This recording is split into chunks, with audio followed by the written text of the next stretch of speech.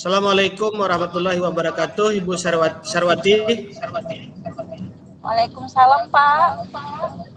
Oh ya, Ibu, Ada apa? selamat siang. Selamat siang, Sarwati. Selamat siang juga, Pak. Gimana kabarnya hari ini? Sehat kan? Alhamdulillah sehat, Pak. Baik. Bapak gimana kabarnya? Alhamdulillah baik juga ini. Alhamdulillah dengan doa kita bersama. Oh ya, Bapak mau cerita sedikit tentang pelajaran kita kemarin, boleh nggak ya? Boleh, Pak. Boleh. Eh, Sarwati tidak ada kesibukan siang ini? Untuk saat ini enggak, Pak. Nggak ada kesibukan. Semua kerjanya sudah selesai semua, Pak. Kalau begitu, Pak mau tanya sesuatu sama Sarwati, bisa nggak ya? Bisa, Pak. Bapak telepon Sarwati karena Bapak lihat selama ini Sarwati sewaktu belajar kelompok bersama Bapak, Sarwati nampaknya kurang bekerja sama bersama kawan-kawan. Ini kenapa ya? Iya, Pak. Itu betul, Pak. Sebetulnya saya juga mau cerita sama Bapak, tapi belum berani. Betul yang Bapak bilang itu. Saya kalau misalnya kerja kelompok, Pak, ada kendala macam itu, Pak. Ya Ada bolehlah. malas saya, Pak. Ya bolehlah. Makanya Bapak hari ini sempatkan diri untuk telepon Sarwati. Apa ada yang bisa Bapak bantu? Apa kira-kira tujuan kita cerita hari ini? Tujuan kita diskusi hari ini kira-kira apa?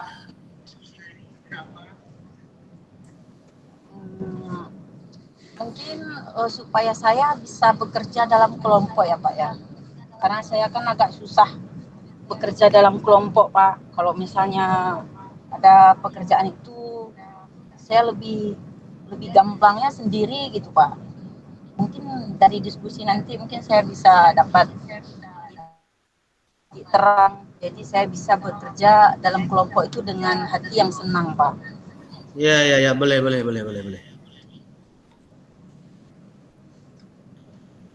Ya, coba Sarwati ceritakan bagaimana kira-kira sebabnya ya. Saya kan, Pak, Ya. kadang-kadang nggak mau kerja kelompok tuh, terkadang saya sendiri yang kerja, Pak. Kawan-kawannya nggak kerja, nanti kawan-kawannya tinggal ambil jawabannya ke saya gitu. Habis itu kadang-kadang pun di dalam kelompok tuh bukan bukan yang tugas dikasih guru itu yang dikerjakan sama-sama.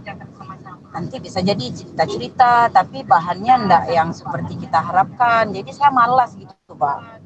Lebih baik saya sendiri gitu. Oh, maksudnya Sarwati tidak bisa kerjasama dalam kelompok gitu ya? Iya, Pak. Mungkin karena kadang banyak yang main-main. Jadi saya kalau misalnya buat tugas tuh, Pak, maunya buat tugas saja. Jadi main-mainnya nanti dulu. Makanya terkadang saya suka buat sendiri. Ya memang fokus ke tugasnya. Jadi ya udah saya kumpul sendiri, Pak. Oke. Sekarang coba jelaskan ke Bapak, kenapa teman-temanmu tidak bisa menerima kamu dalam mengerjakan tugas kelompok ini? Apa, Pak? Bapak ulangi, coba jelaskan sedikit ke Bapak, kira-kira kenapa teman-temanmu tidak bisa menerima kamu dalam mengerjakan tugas kelompok ini? Iya, Pak, itulah saya juga sendiri sebetulnya sudah berusaha supaya saya dapat bergabung dengan teman-teman saya dalam mengerjakan tugas kelompok. Tapi kadang teman-teman saya tuh nggak bisa menerima saya dalam mengerjakan tugas tersebut karena itu terus mungkin kalau bergaul dengan teman itu ada batasnya gitu. Jadi kalau bekerja sama tuh saya mungkin lebih banyak diemnya gitu, Pak. Jadi mungkin gara-gara itu mereka nggak care kayak gitu, ataupun jadinya juga nggak care dalam kerja kelompok, Pak. Oke.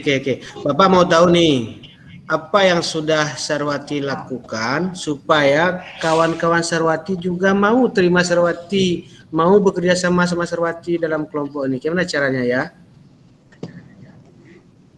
Saya Pak, waktu misalnya istirahat gitu, saya udah berusaha gabung teman.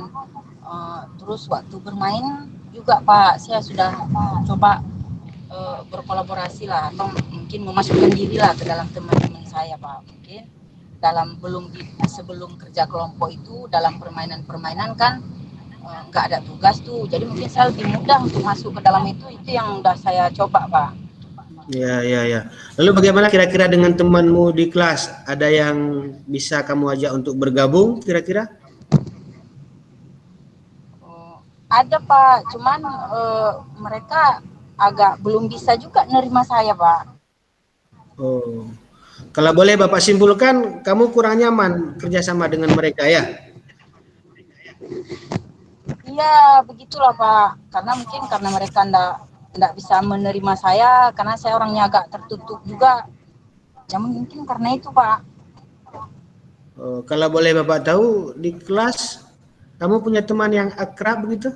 Yang bisa diajak untuk ngobrol, cerita-cerita, curhat-curhat? Saya punya Pak, saya punya teman di kelas itu, saya punya agak lumayan dekat dengan saya. Terus saya juga sering ngobrol waktu jam istirahat, terus pulang sekolahnya juga bareng, kami mainnya bareng. Tapi orangnya ya itu aja Pak, Oh iya, iya, nggak iya. terbatas gitu Pak, nggak serame yang di dalam kelompok gitu. Istilahnya lebih ke teman deketnya ya terpilih itu aja gitu Pak. Nah, berarti adalah teman yang mau Ada curhat-curhat Pak, sama ya. Nah, ada Pak, nah, ada. dari yang kamu sampaikan, tidak semua temanmu tidak bisa menerima berarti. Masih ada teman-teman yang mau ngobrol, mau curhat, mau cerita, bahkan mau ngajak jajan ya. Iya Pak, ya. Kadang pun balenin dia Pak. Nah, kira-kira kalau begitu ke depannya bagaimana? Apa yang bisa Sarwati lakukan supaya bisa bekerja sama dalam kelompok gitu? Uh, Sebetulnya gini Pak, sebenarnya dalam pikiran saya ini banyak yang ingin saya lakukan Pak. Tapi terkadang saya bingung gitu, saya mau ngapain dulu gitu. Saya mau masuk kelompok, temannya belum terima saya. Terus saya mau gabung ke permainan juga mereka agak susah, karena kan ya itu tadi, mungkin karena gara-gara tertutup tadi. Mungkin kalau rencananya banyak Pak, cuma itu saya bingung. Oh, coba kan? Coba kamu pikir sekali lagi, yang mana kira-kira di antara prioritas yang bisa kamu lakukan supaya lebih cepat diterima oleh kawan dan Sarwati pun lebih nyaman dalam bekerja sama. Coba. Mungkin gini Pak, mungkin karena saya mungkin belum mencoba untuk masuk ke dalam mereka ya, ke dalam kawan-kawan saya itu, karena dalam prinsip saya itu mereka tidak menerima saya gitu. Padahal saya belum coba Pak, saya belum coba untuk masuk ke dalam mereka gitu. Mungkin yang pertama yang saya ubah itu harus mindset saya ya Pak, pikiran saya gitu. Iya, iya. Saya rubah pikiran saya, kalau nggak semua teman itu nggak bisa menerima saya. Langkah yang pertama saya lakukan itu, saya harus mengubah mindset bahwa saya coba dulu bergabung dengan mereka. Saya akan coba dulu Pak. Nah, yang kedua Oh, itu mungkin saya harus lebih terbuka Pak ya. Maksudnya nggak terlalu tertutup, sekali pendiam, sekali macam itu Pak. Mungkin mereka dengan saya terbuka, mereka kan ngerti saya gitu. Mereka tahu dia keadaan saya kan. Mereka bisa welcome gitu Pak. oh, itu bagian daripada langkah-langkah yang memang baik untuk dilakukan ya. Ya Pak. Nah, itu saya sampaikan kira-kira hal yang tidak akan kamu lakukan di rumah selain mengubah pola pikir dan perilaku tertutupmu bagaimana caranya ya? Mungkin cara bergaul saya ya Pak ya.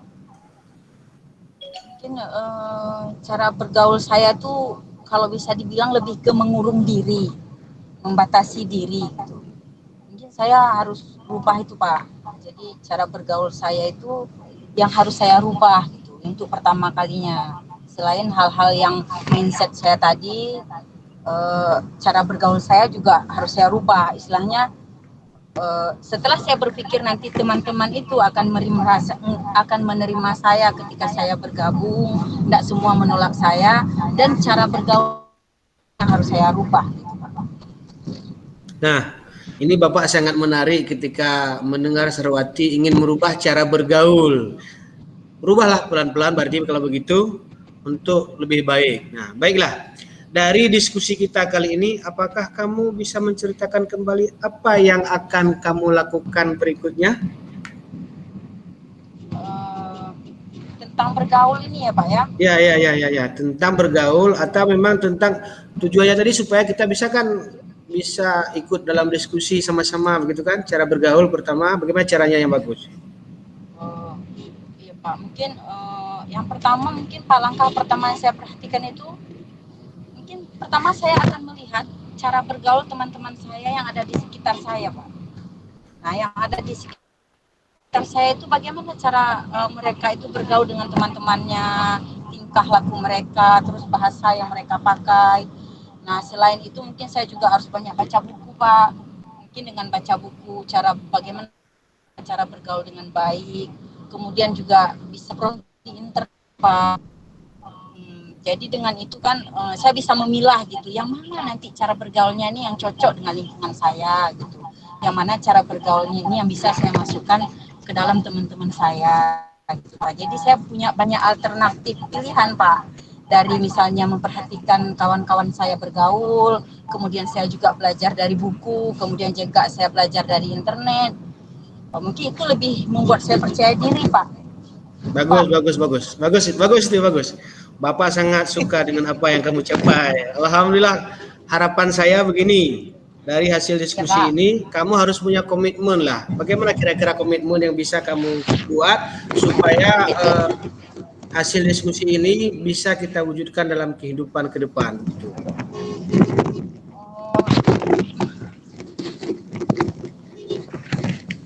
Komitmen apa yang Sarwati lakukan? Apa yang dibuat begitu? Bentar Pak, ini jatuh handsetnya Pak. Pak, mungkin komitmen saya itu saya akan selalu berpikir ketika saya bergaul dengan teman-teman saya itu akan menerima saya, itu komitmen saya. Nah, kemudian saya ingin lebih terbuka dalam bergaul tuh dengan siapa aja Pak. Maksudnya saya tidak memilih, oh ini kawan dekat saya terbuka cuma dengan dia, atau saya cuma bergaul ya dengan dia saja, ini enggak. Mungkin siapapun yang coba ingin mendekat dengan saya akan lebih terbuka dan lebih welcome gitu Pak. Nah, kalau begitu kan, untuk mewujudkan keinginan yang baik ini, kira-kira nih, ya, apa dan siapa yang akan membantu Sarwati dalam menjalankan komitmen ini ya? Siapa yang kira-kira bisa membantu untuk terwujudnya komitmen kita ini? Komitmen ini termasuk ini dalam satu istilahnya yang ingin saya capai kan Pak, dari pergaulan saya gitu. Mungkin yang pertama yang saya lakukan, saya akan mencatatnya Pak.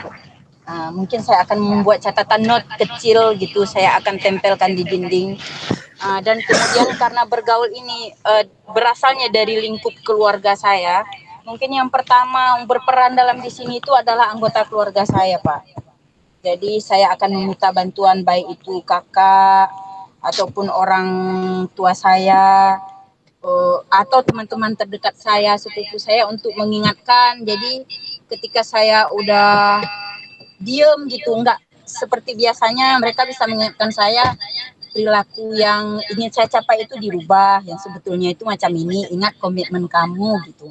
Kamu udah catat, udah buat di dinding, jadi coba dicek lagi, dilihat lagi tujuannya itu apa. Mungkin dari situ banyak yang mengingatkan, saya juga bisa introspeksi diri gitu Pak. Nah, alhamdulillah, terima kasih Sarwati. Semoga apa yang kita cerita hari ini, yang kita diskusi hari ini, jelas tujuannya, kemudian rencana aksinya juga sudah tahu, kemudian komitmennya jangan lupa bahwa jangan cuma sekedar berencana, tapi kerjakan sama-sama. Oke, terima kasih. Selamat berjumpa di sekolah kembali. Assalamualaikum warahmatullahi wabarakatuh. Waalaikumsalam warahmatullahi wabarakatuh. Insya Allah, terima kasih Pak Samsul. Ayo. Ya, luar biasa Pak Samsul. Ini Bu Eli ikuti penuh di sini di kelompok 3 ya. Sebelum lanjut ke coach yang pengganti, yang kedua, kasus kedua, kita minta masukan dulu dari Bu Ida dan Bu Mala. Silakan Bu Ida dan Bu Mala.